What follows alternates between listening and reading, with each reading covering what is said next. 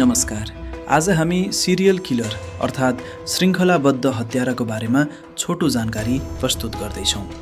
Serial killer भन्नाले त्यस्तो व्यक्ति बुझिन्छ जसले फरक समयमा 3 वा 3 भन्दा बढी व्यक्तिको हत्या गर्छ।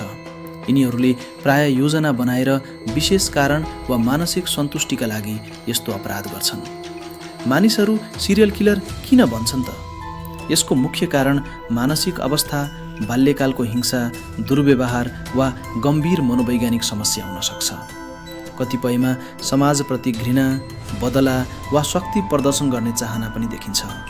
उनीहरूले किन मानिस मार्छन् भने कसैले व्यक्तिगत सन्तुष्टि पाउन, कसैले रिस वा घृणाका कारण, त कसैले नियन्त्रणको अनुभूति लिनका लागि हत्या गर्छन्।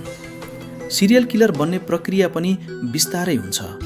पहिले सानो हिंसात्मक व्यवहार, त्यसपछि गम्भीर अपराधतर्फ उन्मुख हुने, अन्त्यमा यो एक प्रकारको मानसिक अवस्थासँग सम्बन्धित हुन सक्छ।